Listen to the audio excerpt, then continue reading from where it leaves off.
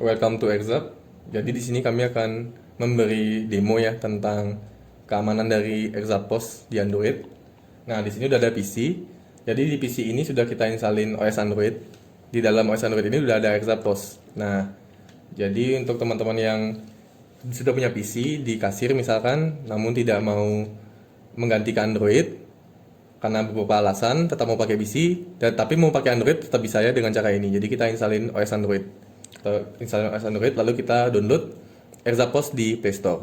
Nah, contohnya nanti akan seperti ini jadinya. Oke, sekarang kita akan jelasin beberapa modus kecurangan kasir ya, dan bagaimana di Exapost itu dicegah oleh sistem. Nah, kita akan masuk post dulu. Modus pertama itu adalah edit harga. Jadi ketika kasir menginputkan barang seperti ini, contohnya ya, dia inputkan produk. Nah, lalu dia edit dulu harganya.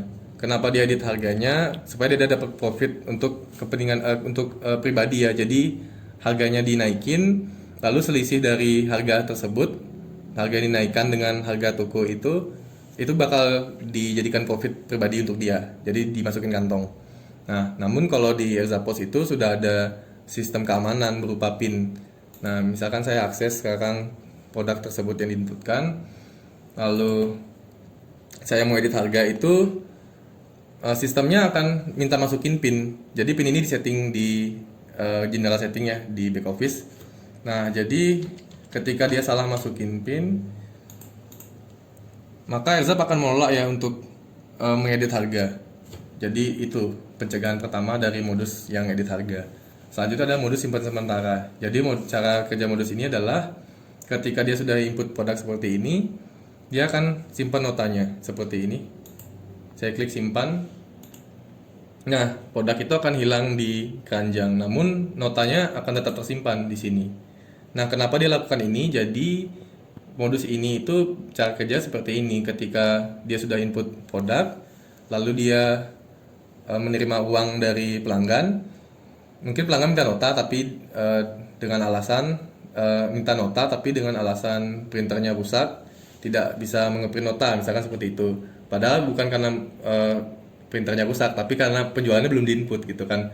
Nah, penjualannya malah dijadikan simpan sementara. Duitnya diterima masuk kantong. Nah, itu bisa dilacak juga oleh sistem, dan nota simpan sementara itu akan muncul di sini. Nota ini pun tidak bisa asal dihapus. Jadi nota yang disimpan sementara itu jika ingin dihapus itu tetap harus masukin PIN seperti tadi. Nah, misalkan PIN-nya salah, sistem lagi-lagi akan menolak untuk menghapus nota tersebut. Nah, itu untuk modus yang kedua ya. Nah, modus selanjutnya itu adalah modusnya, ini modus yang cukup pandai. Jadi di sini kasir itu input produk ya. Dia input produk seperti ini. Sama seperti mirip seperti modus yang kedua. Jadi setelah dia input produk, dia terima duit dari pelanggan, duitnya disimpan di kantong, tidak dimasukkan kas. Lalu agar notanya itu hilang, dia close app-nya. Dia close app-nya seperti itu. Nah, namun di Exam ini cukup canggih. Jadi ketika dia lakukan hal seperti itu, produknya itu tetap tidak bisa dihapus. Jadi produknya tetap muncul lagi. Dan jika mau dihapus lagi secara manual, sama seperti yang tadi ya, tidak bisa. Produknya tidak bisa dihapus. Jika mau dihapus akan dimintakan PIN seperti tadi. Nah, kalau PIN-nya salah, sistem akan menolak. Oke, seperti itu ya. Nah, sekarang jadi itu ya. Sekarang kita akan masuk pembayaran. Tapi untuk modus kecurangan itu seperti tadi ya, contohnya sistem itu memberi pencegahan.